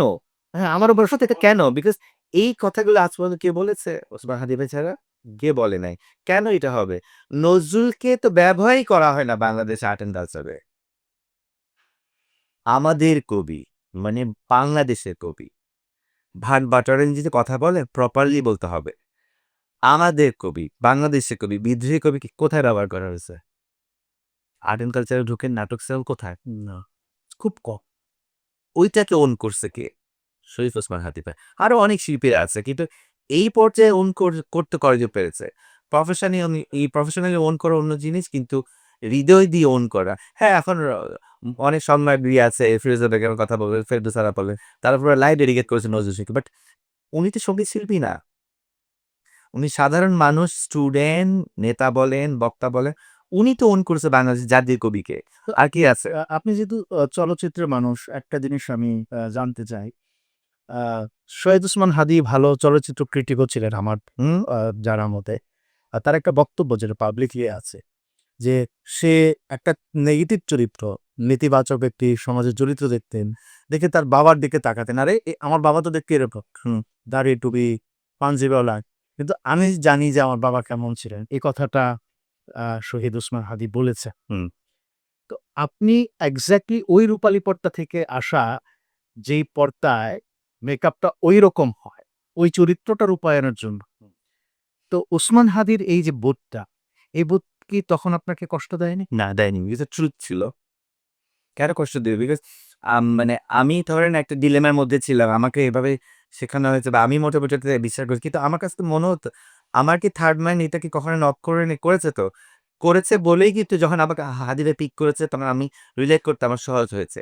এবং উনি আমাকে কেন পিক করেছে? উনি বুঝতে পেরেছে যে এই গ্ল্যামার ওয়ার্ল্ড এর মধ্যে উনি দেখতে অনেক নিট, অনেক সুটেড বুটেড থাকে। কিন্তু ভেতরে উনি আরেকটা মানুষ আছে। বাংলাদেশে যতগুলো মুক্তিযুদ্ধ চলচ্চিত্র বিশ্ব যা হয়েছে সবখানে একজন দাড়িওয়ালা টুপিওয়ালাকে রাজাকার বানিয়েছে। মানে নেগেটিভ ক্যারেক্টার। হ্যাঁ, বানিয়েছে। কেন? মানে কেন? Why? মাইন্ডসেট হয়ে গেছে। তার মানে কি এর বাইরে কেউ শয়তান হতে পারে না, খারাপ হইতে পারে না? একজন কর্পোরেট লোকে কি ক্রিমিনাল হইতে পারি না? পারে কি না? মানি লন্ডারিং কি একজন ব্যাংকে শত এমপ্লয়ি আছে না যারা মানি লন্ডারিং এর সাথে জড়িত? জি। কয়টা মিনিস্টার দাড়ি চুবি রাখে। সো এই যে আপনাকে আপনার বিশ্বাসের মধ্যে একটা মিথ্যা দাঁড় করানো এবং আপনি ওটা দেখেই আজকে ৫৪ বছর ৩ টা ৪ টা জেনারেশন পার হয়ে গেছে। একটা মিথ্যা রেজিমেন্ট তৈরি করেছে যেটা উনি ওপেন করে দিয়েছে। কথা শহীদ ওসমান। শরীফ ওসমান আলী। এই যে এত বড় একজন আই ওপেনার, ইয়াংস্টার এবং আমি বলব যে একজন আদর্শ মুসলিম তরুণের হ্যাঁ, চরিত্র যেটা তিনি বিয়ে করেছেন অল্প সময়ে এবং খুব পাওয়ারফুল। তাহলে তিনি তার স্বজাতির জন্য কাজ করলেন। তাহলে তাকে জীবন দিতে হলো কেন? তাকে মারল কারা? বা কে মারল তাকে? আহ ট্রুথ অলওয়েজ দিতে হয়। স্বজাতি যদি নিজের জাতিকে বিলীন করে দিতে থাকে বহু বছর ধরে। দেখুন স্বজাতি তো এখন এখানে ২ টা পক্ষ আছে। যে বাংলাদেশি পন্থীরা উনাকে ভালোবাসে তারা আজও কাঁদে, এখনো কাঁদে কবরস্থানের সামনে যেয়ে এবং সারা জীবন কাঁদবে। আরেকটা গোষ্ঠী আছে যারা শুধু নাম কাওয়াস্তে এখানে এনআইডি পাসপোর্ট বাংলাদেশে। তারা সারা জীবন গোলামি করেছে ভারতে। সেটা ব্যবসায়িক ক্ষেত্রে বলেন, আ সেটা আর্ট অ্যান্ড কালচার বলেন, সিনেমা বলেন, বা বাংলাদেশের অর্থনৈতিক বাজেটের কথা যদি চিন্তা করেন, সব ক্ষেত্রে এডুকেশন বলেন, ট্রিটমেন্ট বাংলাদেশের শত ডক্টর আছে। Brilliant doctor. কিন্তু অবকাঠামো এমনভাবে তৈরি করে রেখেছে আমাদেরকে ওই ব্যাঙ্গালোরে, ওই মাদ্রাজে, ওই কলকাতায় যে ট্রিটমেন্ট নিতে হবে। বিকজ এখানে ইনফ্রাস্ট্রাকচার ডেভেলপ করতেই দেয় নাই। আপনি ভালো ডক্টর, আপনার ইকুইপমেন্টস নাই, আপনার ওই সেবাটা দেওয়ার জায়গা নাই। আপনি ওটা দেখাবেন কোথায়? আপনি ভালো আর্টিস্ট, আপনি ভালো গান, আপনি ভালো অ্যাক্টিং করেন। আপনার ওই প্ল্যাটফর্মে কোনো স্ক্রিপ্ট নাই। আপনার প্ল্যাটফর্ম আপনি কোথায় যাবেন? শুধু একটা করে শেষ করেন নাই তো। মানে আমাদেরকে যে এক ধরনের ভয় দেখিয়েছে না, যেটা হাবিবের বহুবার বলেছে যে আমাদের ৩ দিক দিয়ে আমরা ওনাদের পেটের ভিতরে যেটা আমরা অফ দ্য ক্যামেরা বলছিলাম যে পানির যে মানে শক্তি, সাগরের যে সেই লুকায়িত সম্পদ, সেগুলা নিয়েও যে আমরা যুদ্ধ করতে পারি। মালদ্বীপ কিভাবে সার্ভাইভ করতেছে পৃথিবীতে? আপনাকে ওটা শিখাতেই দেয় নাই। মানে স্বাধীন চেনাই বেঁধে দেয়। মানে ওই সার্কাসের হাতির মতো বেঁধে রাখছে। ও জানে ওকে সাথে ঘুরতেই হবে, ঘুরতেই হবে। কিন্তু সবাই যখন আগুন লাগছে, গল্পটা তো নিশ্চয়ই জানেন, সবাই দৌড়াইছে। কিন্তু সার্কাসের হাতি ভাবছে যে আমার তো নিয়ত ইস্যুতে আমি ঘুরবো। আমি যে দৌড় দিতে পারি এইটুকুনি। হ্যাঁ, আমি যে দৌড় দিলে আগুন থেকে বেঁচে যাবো, এটা তো আর মানুষকে শেখানো হয় না বাংলাদেশী মানুষগুলোকে। আমরা ধরেই নিয়েছি আমাদের পেঁয়াজ এখান থেকে আসতে হবে, চাল এখান থেকে আসতে হবে, ভারতীয় শাড়ি লেহেঙ্গা এখান থেকে আসতে হবে। আমাদের এখানে একটা মেয়ের বিয়ে হলে ৪ টা প্রোগ্রাম করতে হবে, ওখান থেকে কাপড়-চোপড় এনে। কেন বাংলাদেশে কি কখনো আগে বিয়ে প্রোগ্রাম হয়নি? বাংলাদেশে কি গান বাজনা আগে হয়নি? হয়েছে।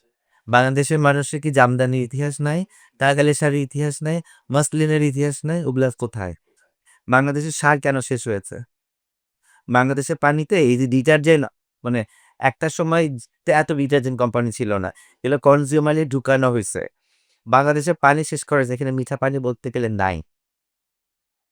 তো আপনাকে তো অনেকভাবে শেষ করা হয়েছে।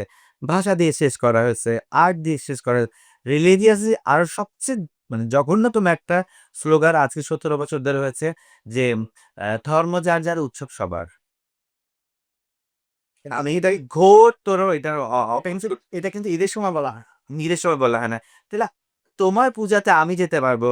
কই আমাদের এই যে ঈদুল ফিতর, ঈদুল আজহা, শবে কদর, শবে মেরাজে একটা সনাতন বিরুদ্ধে পোস্টে আমি দেখি নাই উইশ।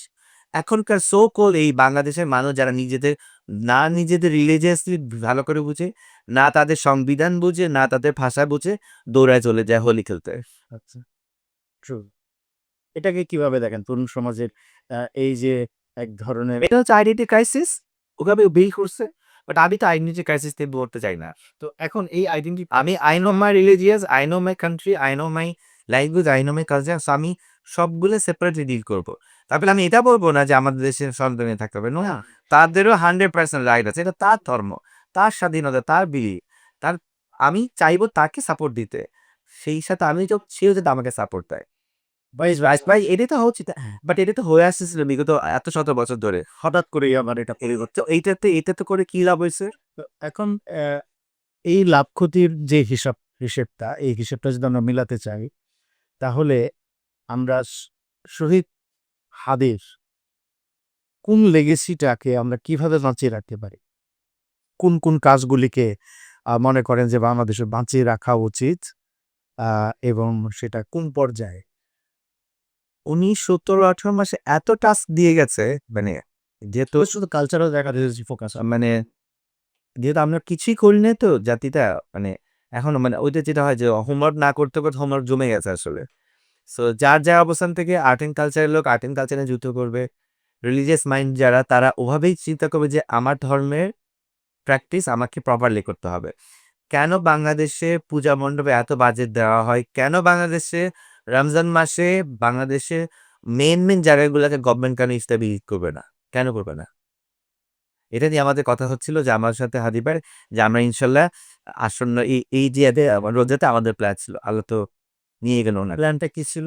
যে আমরা প্রত্যেকটা মানে ঢাকা সিটির বিশেষ ৩টা-৪টা পয়েন্ট আমরা ইফতার বিলাবো। মানে মেজর জায়গা যেখানে মেজর জায়গাগুলো লো ইনকাম মানুষ মিডল ইস্টে কিন্তু সব জায়গায় গভর্নমেন্ট কিন্তু ট্রাফিকে থাকে, যারা আবার সার্জেন্ট যারা থাকে, পুলিশ জীবন, তারা তো সেবামূলক কাজে থাকে। তাদের তো আর প্রপারলি ইফতারটা করার টাইম হয় না। ইভেন স্টুডেন্টরা বা বাড়ি ফেরত যারা কর্মজীবন, তাদেরকে কিন্তু হেলদি ইফতার দেওয়া হয়। তো এইখানে আমাদের এখানে ইফতার দেওয়া গরিব বেঁচে হয়েছে। গরিব বেঁচে গেছে। বিষয়টা তো তাই না। না, এটা সামাজিক সামাজিক উৎসব, এবং এটা হচ্ছে কি একজন কর্পোরেট লোকও তো বাড়ি ফিরতেছে, রোজা রেখে ফিরতেছে না। তো এই উৎসবের প্র্যাকটিসে গভর্নমেন্টের বাজেট কোথায়, প্ল্যানিং কোথায়? আপনারা কি দেখতে পেয়েছেন আজ পর্যন্ত বাংলাদেশে কোনো জায়গায় এরকম উদাহরণ আছে? না। এই প্ল্যানটা কিন্তু হাজিদের করলো। তবে এই প্ল্যানটা একটু আমাদের দর্শকরা যারা দেখছেন তাদের জন্য আগামী রোজায় আমরা এই কাজটা কিভাবে করতে পারি একটু বলেন। এবং যে যার এটা আমি বলি না যে কয়েক লক্ষ লোককে খাওয়াতে হবে। এটা তো আমরা আসলে ভাই হ্যাঁ বলে কিভাবে আনতে পারি? সামাজিক ধরে যে আমরা আজকে এই পয়েন্টে ট্রাক নিয়ে অনেক স্পন্সরশিপ আসতে পারে। আমি এই প্রোগ্রামের থ্রুতে বলছি যে আপনারা প্ল্যান করেন যে ৩০টা রোজা বা ২৯টা রোজায় আমরা আজকে ৬টা-৭টা যাত্রাবাড়ি, ফার্মগেট, মিরপুর ১০ নাম্বার, শাহবাগ, মানে যেগুলো ভাইটাল পয়েন্ট যশোর, খুলনা, চট্টগ্রাম, হ্যাঁ, এবং বিভাগীয় সড়ক যেখানে ক্রাউডেড লোক থাকে, অনেক ট্রাফিক থাকে। একটা পর্যায়ে পেরে ওঠে না। আল্টিমেটলি রাস্তায় ইফতার করতে হয়। হয় না? হয় না তো? মানে পেরে ওঠে না এই মেগা সিটিতে। তো সেই মানুষটাকে ইফতার পৌঁছে দেওয়া এবং এটা যে কত আনন্দ শেয়ার করা এবং এটাই তো মানে আমাদের ধর্মের তো এটাই কথা যে শেয়ার করে খাও, ভাগ করে খাও। তো এটা শুধু কেন বাসাতে হবে? রাষ্ট্রের কি কোনো ভূমিকা নেই? বা আমি ব্যক্তিগতভাবে আমি তো ঠিক আছে আজকে আমি এই জোনে আমি ৫০টা ইফতার দিব আজকে। আমরা তো অলওয়েজ মসজিদে ইফতার পাঠাই এটা করি। কিন্তু মসজিদে তো থাকে একটা বাজেট। থাকি। মসজিদ কমিটি থেকে একটা বাজেট থাকে। কিন্তু আপামর জনগণকে কেন আমরা এই মুসলিম এই চর্চাগুলো কেন প্র্যাকটিস করব না? কেন করব না? তাহলে ওই আমরা আগের কথাতে যাই। তাহলে আপনি বলছেন যে এই যে হাদি যে একটা বাঙালি মুসলিম সমাজের সাংস্কৃতিক জাগরণ চেয়েছিলেন এবং এই জাগরণের যারা বিরোধী ছিলেন তারা ওসমান হাদিকে মারতে দেয়নি বা হত্যা করেছে। তাই তো। বিকজ উম আ উনি এমন কোন পয়েন্ট বাদ রাখে নাই। সো প্রত্যেকেরই তো মাথা ব্যাথার কারণ। প্রত্যেকে ইনসিকিউর যে ওকে ফেলে দিতে হবে। নাহলে আমরা আগাতে পারব না। তো আপনাকে রিসেন্টলি দেখলাম সোশ্যাল মিডিয়াতে জাস্টিস ফর হাদি ক্যাম্পেইনটা আপনি করছেন এবং বিভিন্ন জায়গা থেকে ক্লিপ, ফুটেজ, ছবি কালেক্ট করে পোস্ট করছেন। এবং সাম্প্রতিক সময়ে আমরা দেখলাম যে বড়, বড় রাজনৈতিক দলেরাও তার বিচারের জন্য পোস্ট দিয়েছে। জামাত ইসলাম দিয়েছে, শান্তির সময় বিএনপি একটি ডকু ফিল্ম তার উপর পাবলিশ করেছে তাদের পেজে। আ তো এই হাদির বিচার না হওয়া বা রাইট ওয়েতে না যাওয়া এবং হাদির হত্যা নিয়ে নানান রকম আলোচনা সমালোচনা হচ্ছে। কেউ বলছেন এটা ইনসাইড ওয়ার, কেউ বলছেন এটা বাহিরের কাজ, কেউ বলছেন এটা রাষ্ট্র, কেউ বলছেন বিশেষ ব্যক্তি এবং গোষ্ঠী। আপনি খুব কাছে থেকে হাদিকে যে ফিলটা করেছেন, হাদিকে যে অনুভব করেছেন, সেক্ষেত্রে আপনার কি মনে আসবে? হাদি কি বিচার পাবে বা হাদিকে আসলে রিয়েলি হাদির বিচারের অন্তরায় কারা? এখানে যে আপনি বললেন প্রশ্নের মধ্যে যে বাইরে থেকে আপনার বাসাটাতে যদি কেউ চুরি করতে চায় বা কাউকে কিল করতে চায়, উম আপনার বাসায় কারো একজনের হেল্প লাগবে। মানে সে হেল্পটা কি ধরনের হতে পারে? ইনফরমেশন দিয়ে, লোকেশন দিয়ে, একটা টোটাল সামারি দিয়ে যে এই মানুষটা এই টাইমে আসে, এই টাইমে যায়। যেটা 71 এর পরে বুদ্ধিজীবী হত্যার সময় হয়েছে। পাকিস্তানি আর্মিরা কি করতো জানতো যে আমাদের এখানে কোন বুদ্ধিজীবী কোন এলাকায় থাকে, কোথায় কে আসলে এক্সাক্টলি বুদ্ধিজীবী, কে ডক্টর, কে লেখক। এটা কি পাকিস্তানিদের পক্ষে বোঝা সম্ভব হয়েছিল? যদি আমরা ইনফরমেশন না দিই ইন ডিটেইল না। এক্সাক্টলি। সো রাষ্ট্রীয় ক্ষমতা যারা এখন আছে, এখনো অবধি যারা আছেন, নির্বাচনের পূর্ববর্তী সময়টা যদি ধরে নেই, তাদের মধ্যে কি এই দায়ভারটা পড়ে না যে এই মানুষটা যে আজকে এতদিন ধরে স্লোগান দিচ্ছে, এইগুলো কথা বলছে তাকে সিকিউর দেওয়ার এনশিওর করার দায়িত্বটা কার? রাষ্ট্রের। এই যে এতগুলো ইন্টেলিজেন্সি সেটা যত ধরনের ইন্টেলিজেন্সি গুলো আছে, তাদের কাছে কি ইনফরমেশন নাই এটা আমাকে আপনি বিশ্বাস করতে বলেন? তারা কি জানতো না? অবশ্যই জানতো। বা তারাও যে এটার সাথে জড়িত না এই প্রশ্নটা এখন সবার আসতেছে। বা ঘটে যাওয়ার পরেও হত্যাকাণ্ডটা ঘটে যাওয়ার পরে গুলিকে দেখি কদিন বার আজকে ১ মাস পার হলো। গুলি খাওয়ার ১ মাস দিন মারা যাওয়ার আমি এক্সাক্ট টাইমটা এখন সংখ্যাটা বলতে পারছি না। মোর অর লেস ১ মাস তো হয়ে গেছে। মাস ১২ দিন। ১২ ১২ ডিসেম্বর গুলি খেয়েছেন ভাই। তো তাহলে বলেন ওই যে যাবে বলল না যে রাষ্ট্রযন্ত্র জড়িত এটার সাথে। সো পুরো আপনি একটা বিল্ডিং এর মধ্যে একটা জায়গায় ভাইরাস আছে। আপনি একটা কর্নার হয়তো ক্লিন করতে হবে। পুরো বিল্ডিং যদি ভাইরাস থাকে আপনার কিভাবে এটাকে ক্লিন আপ করবেন? এটা সামনে তো অনেকেই জড়িত। তার মানে হচ্ছে এটা আমার ক্ষুদ্র জ্ঞানে যেটা বলে এবং পৃথিবীর ইতিহাসে এই গভর্নমেন্টের জন্য কিন্তু এটা একটা কালিমা থাকবে। যদি এই গভর্নমেন্ট এটা সুরাহা করে বা এটার ব্যবস্থা করে না যেতে পারে, সারা জীবন মানুষ যদি এই গালিটা দিবে ডক্টর ইউনূসের গভর্নমেন্টকে যে, ওনার আমলে বাংলাদেশে এরকম একটা জিনিসকে আমরা হারিয়েছি ওই গভর্নমেন্টের আমলে এমন যিনি সেটা কোনো সুরাহা করে যেতে পারে না যদি তাই হয়। তো এই যে এখন যেভাবে ইনভেস্টিগেশন চলছে, বেশ অনেকদিন পরে হচ্ছে আপনার পুলিশ প্রধান বক্তব্য দিবে। এতে করে ওসমান হাদির আপনারা যারা বাপ্পা আছেন, কাছের মানুষ আছে, আমরা তো কেউ এটা একসেপ্ট করি নাই। বিকজ কোন একজন কমিশনার মানে এগুলো এত মানে স্থূল নাটক, এগুলো এত চাইল্ডিশ এবং এত দুর্বল চিত্রনাট্য। এইটা বাংলাদেশে যে বাচ্চাটা রাজনীতিও বুঝে না, সেও বুঝবে। এগুলো জাস্ট বলার জন্য বলা, এগুলো জাস্ট আসলে ঘোলা পানিকে আরো ঘোলা করা। কিন্তু এটাও মনে রাখতে হবে, সময়ের সাথে কিন্তু ঘোলা পানিটা আস্তে করে স্থির হয়ে ময়লাটা নিচে বসে যায়। স্বচ্ছ পানিটা বের হয়ে আসে। Truth always true. সেটা সময়ের ব্যাপার। ইনশাল্লাহ এগুলো কোনো না কোনো দিন রিভিল হবে। ধরেন যদি এইভাবে পুরনো ব্যবস্থা বা রাষ্ট্রযন্ত্র যদি এর সাথে যদি জড়িত থাকে, কালকে যদি হাদি হত্যার বিচার যদি ধামাচাপা পড়ে যায়, আপনারা কি করবে? ধামাচাপা পড়ে যাওয়ার সেই সুযোগ দিবই না। আমরা ইনকলাব মঞ্চে যারা আছি, আমাদের এই অল্প কয়েকটা মানুষই, কিন্তু এর সাথে শত, শত কোটি, কোটি মানুষ এখন এড হয়েছে। দেশের বাইরে থেকে। আপনি বিশ্বাস করবেন না প্রবাসীরা কি পরিমাণ কানেক্টেড থাকে আপনার সাথে। আমার একটা টেক্সট রিপ্লাইয়ের জন্য, রেজাল্ট জানার জন্য, সিচুয়েশন জানার জন্য, আন্দোলনের পথ কোন দিকে যাচ্ছে, ওরা মনে হয় কাজেও ঠিকমতো কনসেন্ট্রেশন করছে না। সো হাতি এখন আর একটা না। শত, শত কোটি, কোটি হাদি দাঁড়িয়ে গেছে। বরঞ্চ আমি এটা বলবো হাদি ভাই এখন আরো শক্তিশালী। সো এটাকে যতই চেষ্টা করুক, নির্বাচনের পর কি আসবে জানি না।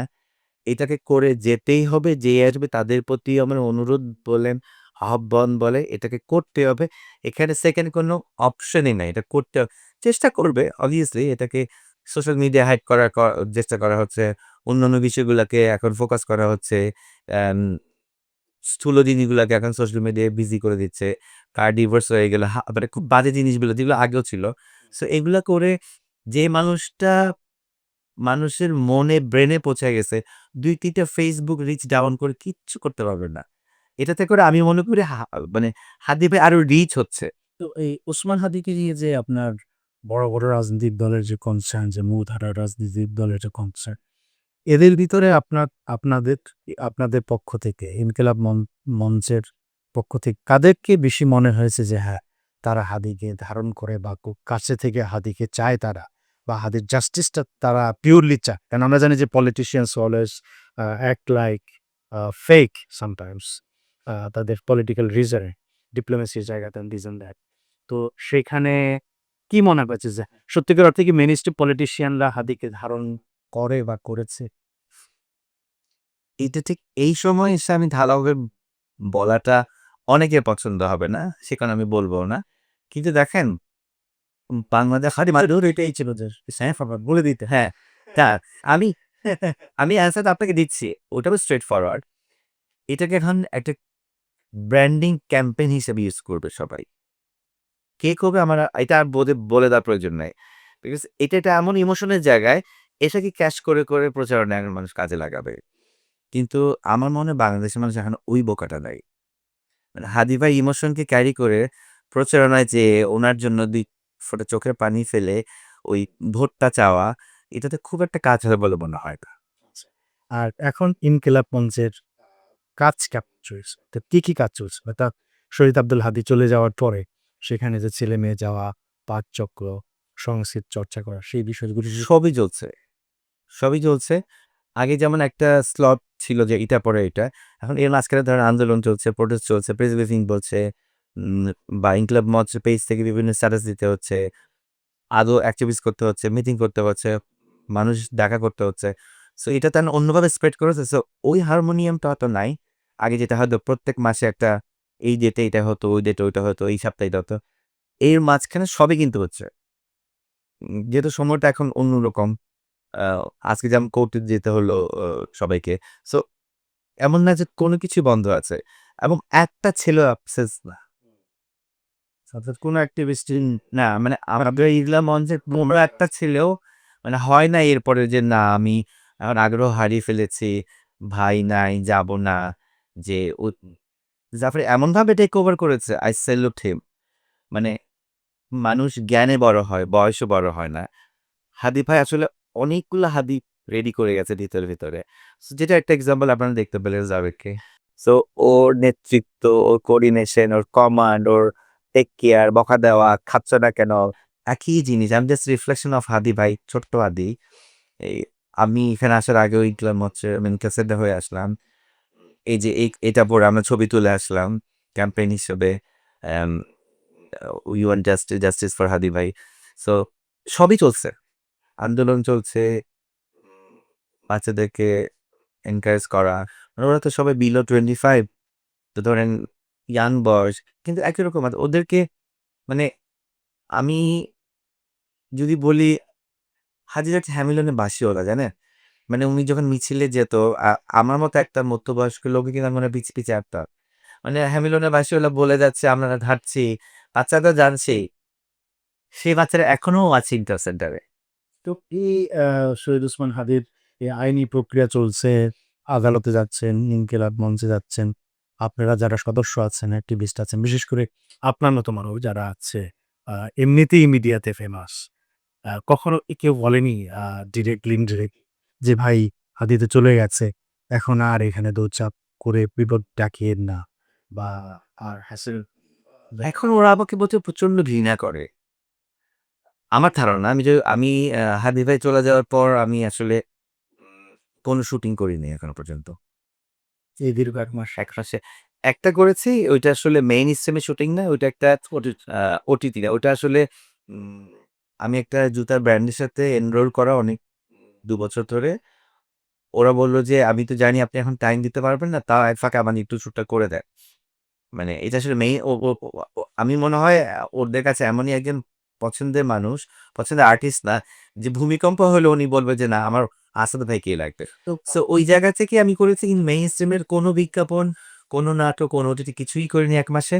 এবং আই থিংক আমাকে ওরা কখনো ডাকবেও না। তো এতে করে আপনার, আমরা যেটা জানি যে আমাদের পেশাজীবী জীবনে একটু কাজ কমে গেলে আমাদের সেটা অর্থনীতিতে, দৈনন্দিন জীবনে আমাদের একটা স্ট্রাগল এর ভেতরে যেতে হয়।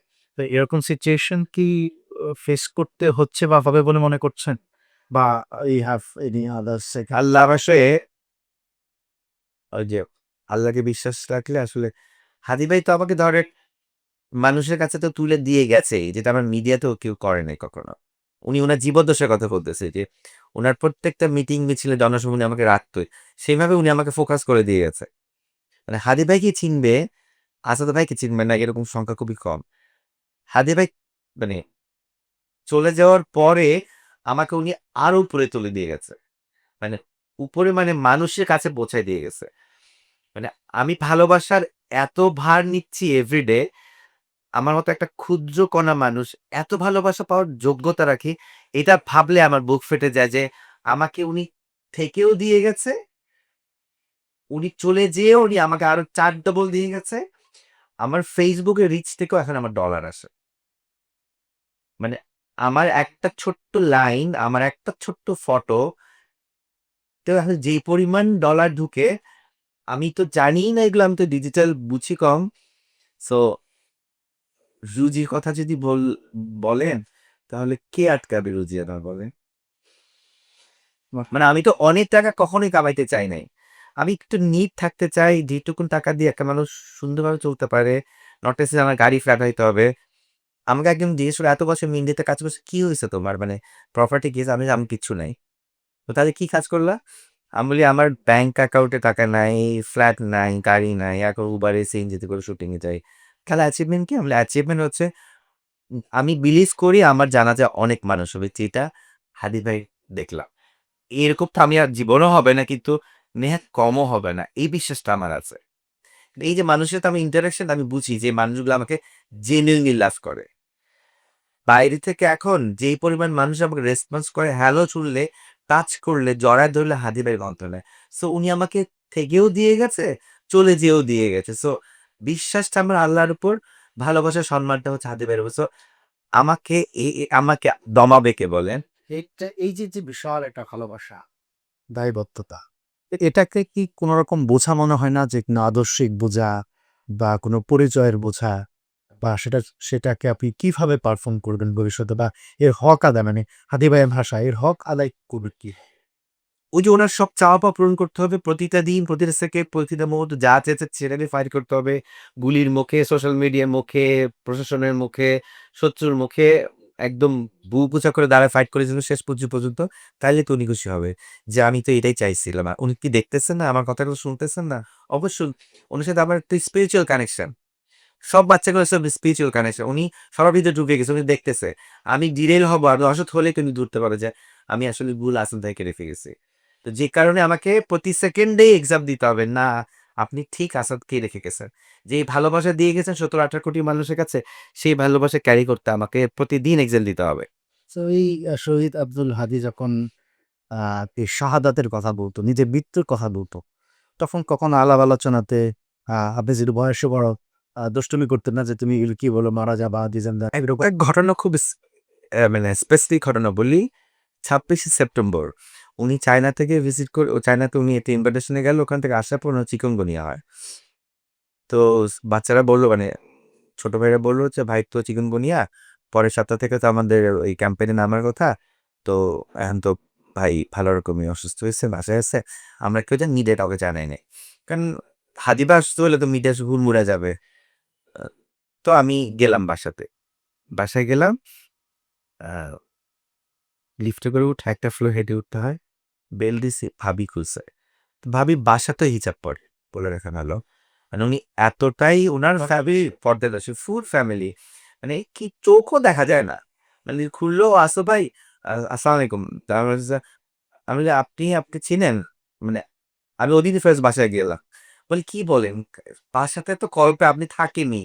আর আপনাকে তো এমনিও জানি, গল্পেও জানি, এই তো জানি। বলে তার দেখা শুধু আজকে।" তো গেলাম, তো উনি শুয়েছিল ভাই। তো কথাটা বলতে আমার একটা ওসিয়ত ছিল আমার ফ্যামিলিতে। আমি ওসিয়তটা ওদিন ভাবছি বলি যে বাসায়। তো কথাবার্তা বলতেছি, প্লাটিলেট কমে যাচ্ছে বা এই খাচ্ছে। প্রচন্ড গা ব্যথা, আসা ব্যথা। তো ওদিন অনেক আলাপ হইল। মানে পারিবারিক আলাপ ওদিন বেশি হইল হাদিবার সাথে। উম শুয়ে আছে আমি সাইডেই বেডের পাশে চেয়ারে বসা। চা খেলাম, ফিনাসকে কোলে নিলাম। মানে ভাইয়ের ছেলে এখন সিরিয়াস। তো মুলগে বা আমি বলতেছি, "ভাই আমার একটা ওসিয়ত আছে ফ্যামিলিতে বল আপনাকে একটু বলি আজকে।" বলে, "কি ওসিয়ত?" আমি বলি, "আমি তো ভাই আপনার বয়সে বড়।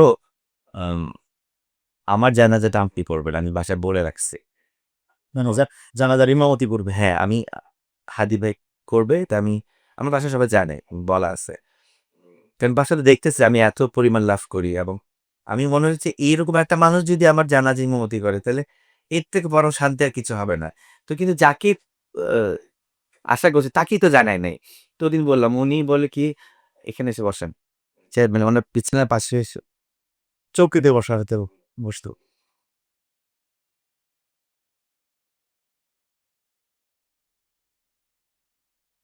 যে বসে এখানে বসেন।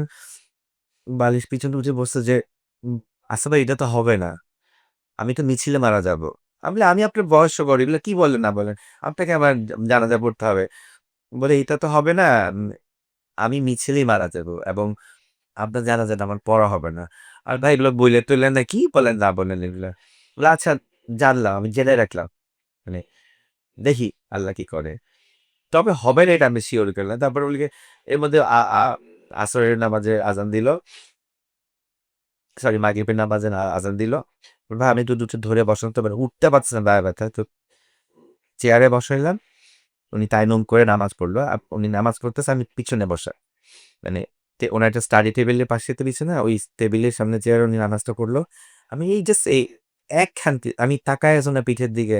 মানে আমি যদি এখন চোখ বন্ধ করি আমার মনে হয় যে এখনই আমি ভাইয়ের পিঠটা ধরতে পারবো। মানে আমার সামনে উনি নামাজটা পড়লো। নামাজ পড়ে শেষ করলো। চা খেলাম, ফুসটুস দিল খেয়ে। তারপর আমি আবার ওদিকে শুটিং ছিল, আমি শুটিংয়ে চলে যাই। ২৬শে সেপ্টেম্বরের কথা। এরও অনেক পরে ইন্টারভিউ তো বিভিন্ন টিপে দেখছি। আমি একটা বোধহয় শাহাদাত হওয়ার ১-২-৩ সপ্তাহ আগের ইন্টারভিউতে বলছে। কিন্তু এটা আমি ঘরেই জেনে আসছি বাসাতে যে আমি মিছিলে মারা যাবো। আপনার টাইমে তো পড়া হবে না। এরকম একজন তরুণ শহীদ হতে চায় এখন কি আগে উনি না মানে উনার মনে হয় মানে ওই যে আমি বললাম আল্লাহ আমাদের সবাইকে আল্লাহ পাঠাইছে। কিন্তু উনাকে এজেন্টটা দিয়ে পাঠাইছে তো। সো উনি রিলেটেড ছিল। উনি কি কথা বলবে, কয়দিন বলবে, তারপর উনি চলে যাবে। উনার ব্যাক অফ মাইন্ডে উনিও জানতো যে উনি চলে যাবে। মানে পুরা জিনিসটা না স্পিরিচুয়ালি ওনাকে আল্লাহ ওইভাবে পাঠাইছে, উনি জানে, যে কারণে উনি কোনো পয়েন্ট বাদ দেয় নাই। মানে মানে যেই টাস্কটা দিয়ে আল্লাহ আপনাকে পাঠাইছে, আপনি বলেন বাংলাদেশের সার্বভৌমত্বের ক্ষেত্রে, আর্ট অ্যান্ড কালচার ক্ষেত্রে, শিক্ষা ব্যবস্থা বলেন, জমির হিস্সা বলেন, ইঞ্চি ইঞ্চি জায়গায় কথা বলেন, কোনো পয়েন্টে তো উনি বাদ রেখে যায় নাই। এটা কি সম্ভব একটা মানুষের এই ২-২.৫ বছরে এত ইস্যুস? আপনি আপনি এখন গবেষণায় যান যে এই একটা সাবজেক্ট স্কিপ করে গেছে, হাদি ভাই বলে দিতে পারেনি। আমরা এক একটু ইমোশনাল হয়ে যাচ্ছি। হাদি ভাইয়ের সাথে আপনার যে সম্পর্ক, যে কানেকশন, এটা কত গভীর আসলে এটা মাপার সুযোগ নাই। একটু আমাদেরকে বলেন তো, নতুন প্রজন্ম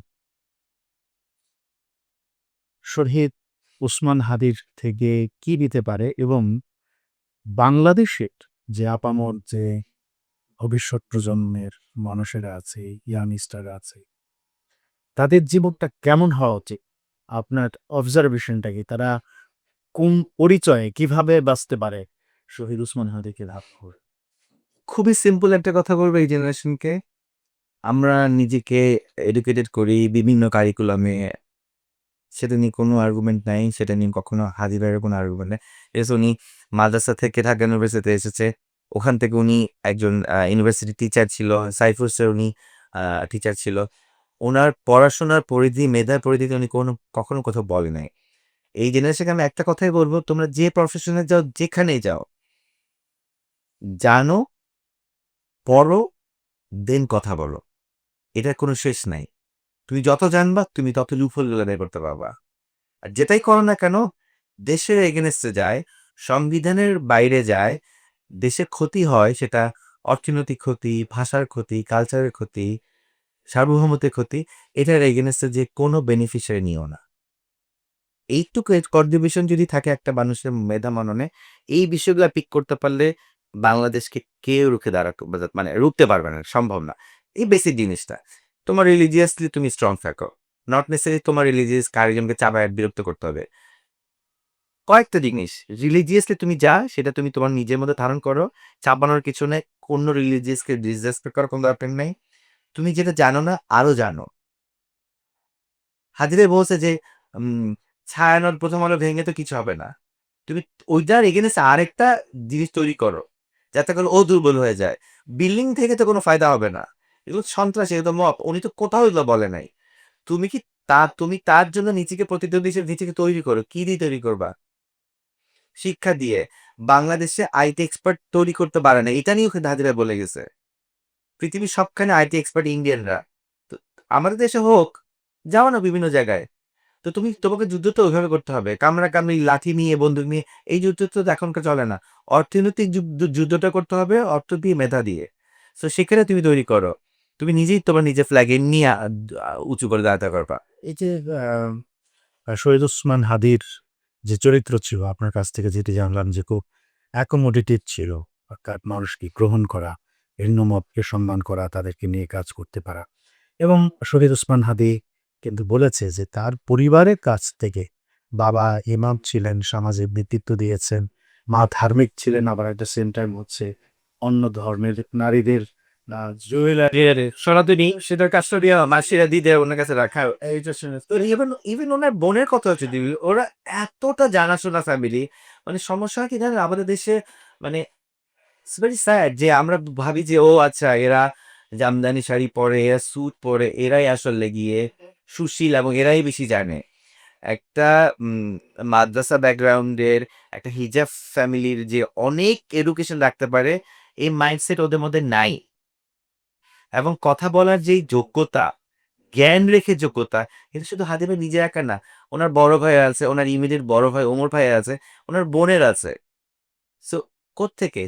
শিক্ষার ওই ধার না থাকলে সম্ভব? না, তাদের পারিবারিক ঐতিহ্য। পারিবারিক ঐতিহ্য, শিক্ষা এবং ভ্যালুজ এবং রিলিজিয়াস ভ্যালু এবং সোশ্যাল ভ্যালু এবং educational background, intellectual barrier, even রাজনৈতিক সচেতন একটা ফ্যামিলি। এমনি এমনি হাদি তো আর উঠে আসে নাই। এটা একটা লং হ্যাঁ, রোটেটরি। আমরা তো স্ট্রাকচার দেখে, বিল্ডিং দেখে, এই ফ্ল্যাটে থাকে, ওই জায়গায় বাই এই জাজ কর এই এবং এটার বিরুদ্ধেই উনি অলওয়েজ ছিলেন তো। এখানে আমার একটু জানতে ইচ্ছে করছে যে আপনি যে এই যে ভিন্ন ধারার একজন মানুষ, ভিন্ন ব্যাকগ্রাউন্ড একজন মানুষকে ধারণ করি, আপনার পারিবারিক ব্যাকগ্রাউন্ড সম্পর্কে একটু আমরা যাক। আমি খুবই কনজারভেটিভ ফ্যামিলির মানুষ। আমার বাবা-মা খুবই কনজারভেটিভ। কিন্তু আমার স্কুলিং ছিল মিশনারি স্কুলে, মানে খ্রিস্টান কমিউনিটি স্কুলে। যে কারণে আমাকে কনজারভেটিভ হওয়ার পরেও আমি খুব লিবারেলি বড় হইতে পারছি। মানে আমার স্কুলে ধরেন 60% স্টুডেন্ট খ্রিস্টান ছিল। কিন্তু আমাদের ইসলাম ক্লাস বা আমাদের যখন ধর্মীয় ক্লাস সেগুলো একদম পার্টিকুলার করতে হইতো। এমন না যে না এখানে তোমরা সংখ্যালঘু কয়েকটা মুসলিম স্টুডেন্ট আছো তোমাদের এটা ম্যান্ডেটরি ছিল। মানে কত মানে সহযোগিতা ছিল ওই স্কুলটার মধ্যে এবং ওরা এত লিবারেল। আমাদের নানের ক্লাসে নজরুল সঙ্গীত, রবীন্দ্রসঙ্গীত একদম ম্যান্ডেটরি ছিল। করতেই হতো, গলায় কান উঠুক বা না উঠুক। সো আমি এত হেলদি ভাবে বড় হয়েছি। যে কারণে আমার কনজারভেটিভ ফ্যামিলি হওয়া সত্ত্বেও আমার মধ্যে এই চর্চাগুলা ছিল। কিন্তু বায়াস কোনো কিছু না। ওরা জন্ম কোথায়? ঢাকাতে। ঢাকাতে। আর বাবা-মা? আমি নোয়াখালী, চিটাগাং মিক্স আমি। কিন্তু মেইনলি আমার বড় হওয়া ঢাকাতে। কিন্তু আর আমার কাছে মনে হয়েছে যে আমার বাংলাদেশের কালচার আমি সবখানি নিজেকে ছড়িয়ে দিতে চাই। হয় না যে যেমন অঞ্চল ভিত্তিক একটা মানসিক একটা সেটআপ থাকে। আমার কাছে আমি যদি অঞ্চল ভিত্তিক হই, যে ধরেন আমি বরিশালের ছেলে, আমি নোয়াখালীর ছেলে বা আমি চিটাগাংয়ের ছেলে। তখন হয় কি অন্য অঞ্চলের মানুষকে অ্যাডাপ্ট না করতে পারে একটা টেন্ডেন্সি বাংলাদেশের মানুষের মধ্যে আছে। এটা রেজিস্ট। হ্যাঁ, এতে করে হয় কি জানেন? মানে আম যোদ্ধার সংখ্যা কমে যায়। আজকের মিনিটে আপনি বাংলাদেশী, হোক আপনি কুড়িগ্রামের, হোক আপনি টেকনাফের। আপনার আইডেন্টিটি কি? আপনি বাংলাদেশী, রাইট? আপনার ভাষা আলাদা হইতে পারে, আপনার বড় হওয়া আলাদা হইতে পারে। কিন্তু আপনি রিপ্রেজেন্ট করবেন কখন দেশের বাইরে বা আপনার এনআইডিতে কি? আপনি কি বলেন আমি ময়মনসিংহে, আমি নোয়াখালী? আপনার এনআইডিতে তো আপনার জাতীয়তাবাদ বাংলাদেশী। সো আমি ওভাবে চিন্তা করতে শিখেছি যে আমি এই অঞ্চলে মানে অনেক আছে না এই অঞ্চলের ছেলের সাথে এই অঞ্চলের মেয়ে দিবে না। অনেক ধরনের প্রিজুডিস আছে। সেগুলোর বিতর্কে না গেলাম। আল্টিমেটলি সবকিছু মিলে আমি বাংলাদেশী। আর বাবা কোথায়? কি বাবা আমার ফার্মাসিস্ট ছিলেন। উনি ২০১২ তে মারা গেছেন। উনি মাল্টিন্যাশনাল একটা কোম্পানিতে ছিল সেই পাকিস্তানের পিরিয়ড থেকে। তারপর বাংলাদেশ পিরিয়ডে উনি ছিলেন। তারপর উনি তো ২০১০ এ ২০০৮ এ রিটায়ারমেন্ট করেন। ২০১২ তে উনি ইন্তেকাল করেন। আর আমরা সব ভাই বোনই ঢাকাতেই সেটেল। আর ধর্মীয় অনুশাসনটা আমাদের ফ্যামিলিতে ভালোভাবেই আছে।